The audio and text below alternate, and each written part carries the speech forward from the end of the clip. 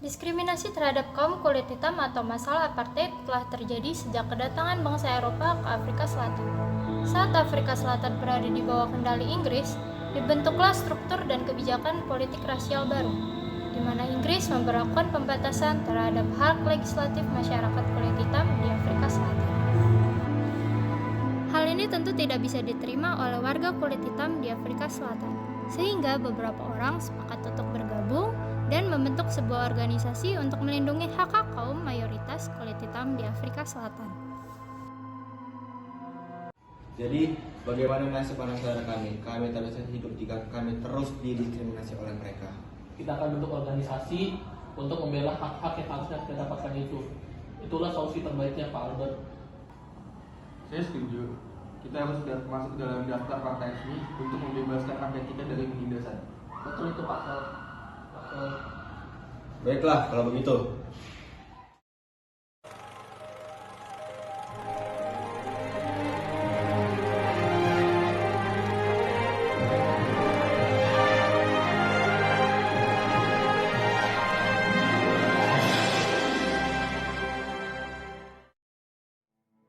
Beberapa tahun kemudian, Partai Nasional, yaitu Partai Orang Kulit Putih, memenangkan pemilu tahun 1948 yang dipimpin oleh Daniel F. Malan sebagai Perdana Menteri. Dan disitulah awal permulaan dari penderitaan rakyat Afrika Selatan.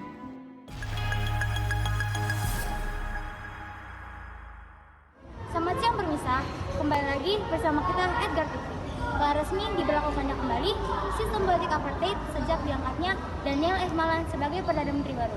Beberapa undang-undang baru juga telah dibuat oleh Malan untuk menunjang keberhasilan sistem ini. Saudara-saudara sekalian, berkumpulnya kita di tempat ini untuk merayakan kemenangan Partai Nasional dalam pemilu di tahun ini dan melaksanakan peresmian sistem politik apartheid. Sudah bertahun-tahun sejak awal bangsa kita menduduki negara ini. Saya pikir ini adalah saat yang tepat bagi kita untuk menduduki kedudukan Afrika Selatan dengan melaksanakan politik apartheid. Dan dengan ini, politik apartheid resmi diberlakukan.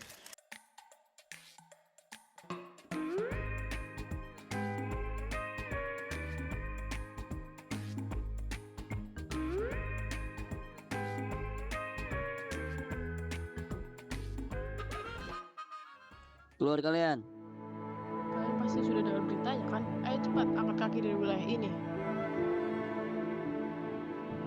Pergi kalian. Kalian tidak pantas di sini.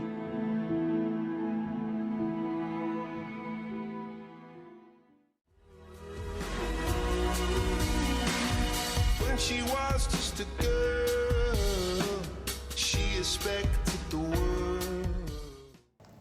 Warga kulit hitam akhirnya terpaksa meninggalkan wilayah pusat pemukiman orang kulit putih setelah pidato Daniel F. Malan tersebar di televisi dan radio.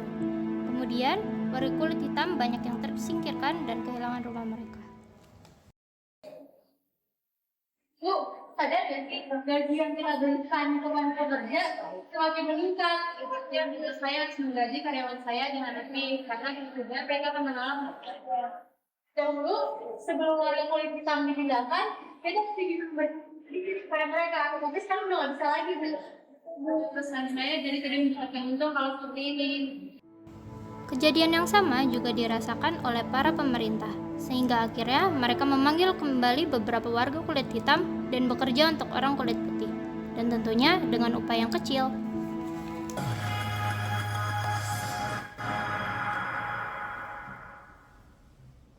Selamat pagi pemirsa, warga kulit hitam telah dipanggil kembali untuk bekerja oleh pemerintahan dan juga warga setempat. Dikarenakan menggaji warga kulit hitam lebih rendah dibandingkan menggaji warga biasanya. Pasalnya, Perdana Menteri kita Daniel F. Malan khawatir bahwa warga kulit hitam akan bertindak bebas. Oleh sebab itu, telah dikeluarkan beberapa peraturan-peraturan baru seperti undang-undang.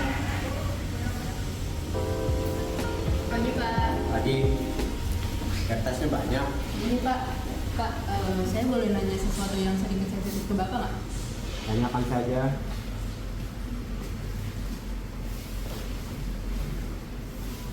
Kan udah sekitar 1 minggu nih ya Pak, politik apartheid dilaksanain. Kira-kira kayak perasaan Bapak sama keadaan di keluarga Bapak bagaimana sih? Keluarga saya baik-baik saja.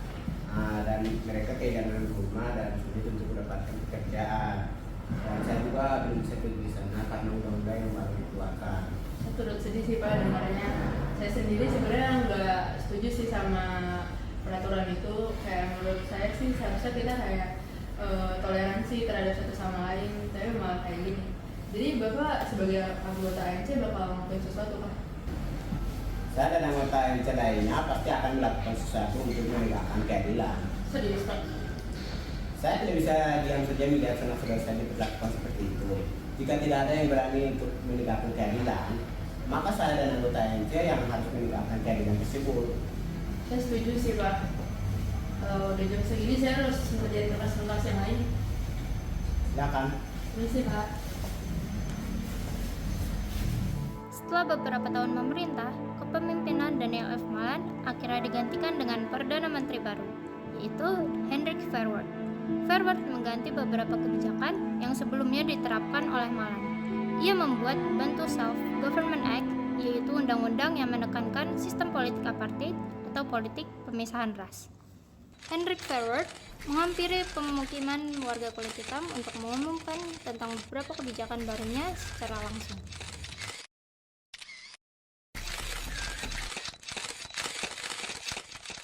Selamat siang semuanya. Saya yakin beberapa dari kalian sudah tahu bahwa saya adalah Perdana Menteri yang baru yang sudah 3 belakangan. Kehadiran saya di sini mengumumkan kepada Bapak dan Ibu sekalian mengenai kebijakan baru. Mungkin kebijakannya masih sama dengan kebijakan Malan, hanya saja saya akan menerapkan UU Promosi Pemerintahan Mandiri Bantu. Saya akan menyediakan wilayah yang layak untuk kalian hidup. Nah, kebijakan itulah yang disebut dengan Bantustan. Namun saya juga akan merancang wilayah tersebut agar bisa menjadi wilayah yang merdeka dari kami. Bagaimana kami mendirikan pemerintahan sendiri? Itu terdengar mustahil. Saya akan merancang dan menyiapkannya. Kalian hanya perlu melanjutkan pemerintahan dan negara yang sudah kami siapkan untuk kalian. Tapi bukan itu yang kami mau. Setuju. Kalian lebih baik diam dan ikuti saja kebijakan yang saya buat. Asal kalian tahu, saya melakukan kebijakan ini untuk kebaikan kalian juga.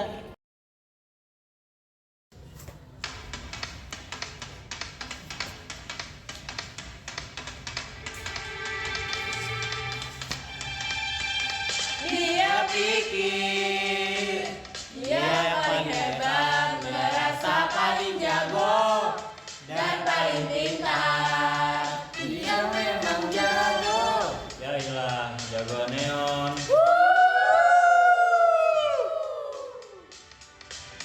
Dia memang pintar. Pintar apanya?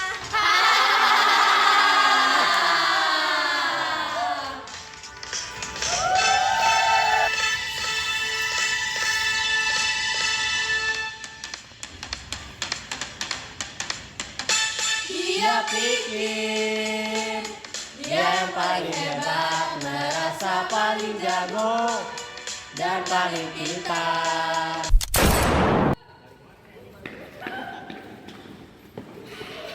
Dengan begitu, kebijakan Bantu Self-Government Act milik Hendrik Verwoerd dilaksanakan, dan warga kulit hitam dipindahkan ke beberapa wilayah yang berbeda yang telah dirancang untuk merdeka sebagai negara sendiri dan merdeka dari orang kulit putih.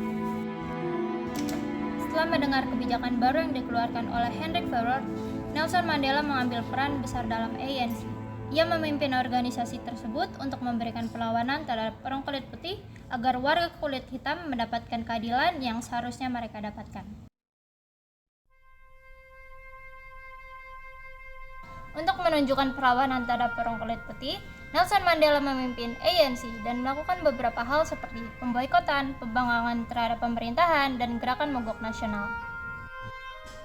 Hal ini tentu saja menimbulkan kemurkaan pemerintah atas aksi-aksi perlawanan yang dilakukan warga kulit hitam. Tentu saja, pemerintah tidak akan tinggal diam melihat aksi-aksi mereka.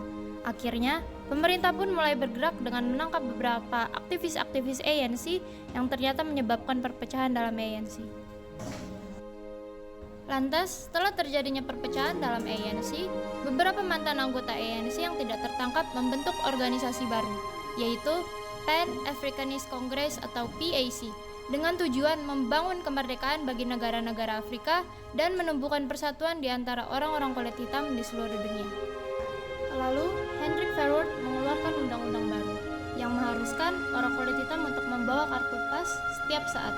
Jika warga kulit hitam ditemukan tanpa kartu tersebut, maka mereka akan ditangkap dan diasingkan ke pedesaan. Hal tersebut memicu kemarahan hebat, sehingga seluruh orang kulit hitam di sana segera melakukan unjuk rasa. 5.000 orang berkumpul di kantor polisi Sharpeville, menawarkan diri untuk ditangkap karena tidak membawa kartu pas. Meskipun tak bersenjata, tetapi aksi lempar batu yang dilakukan para pengunjuk rasa menimbulkan keresahan.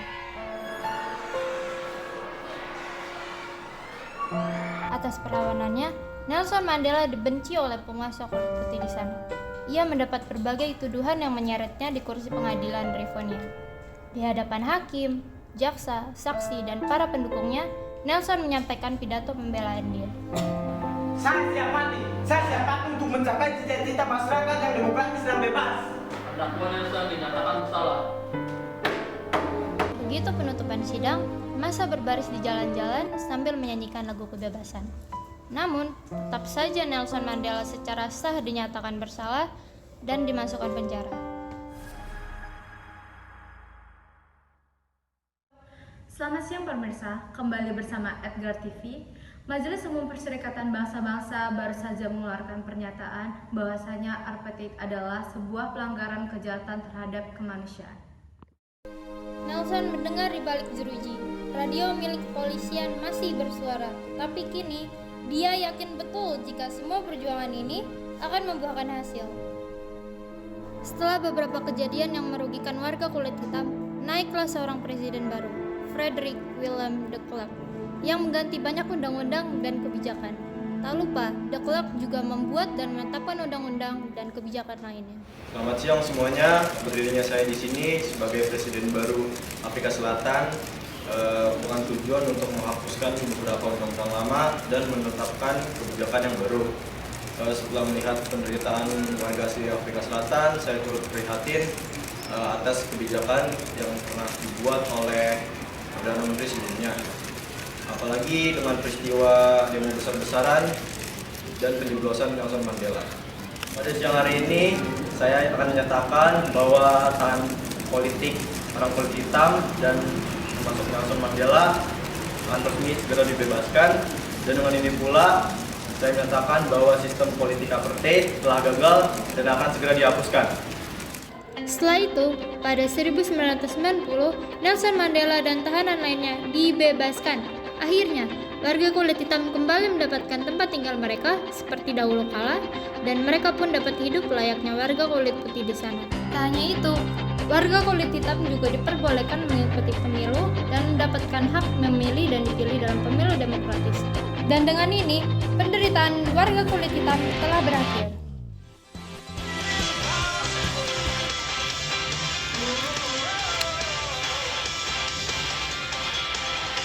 I'm not gonna live by what I see. I'm not gonna live by what I feel. Deep down I know that you're here with me. I know that you can do anything. Through you I can do anything. I can do all things, 'cause you give me strength. Nothing is impossible to you. Blind eyes are open, strongholds are broken. I am living by faith. Nothing is impossible. I believe, I believe. I believe, I believe in you. I believe, I believe. I believe, I believe in you. I believe, I believe. I believe, I believe in you. I believe, I believe.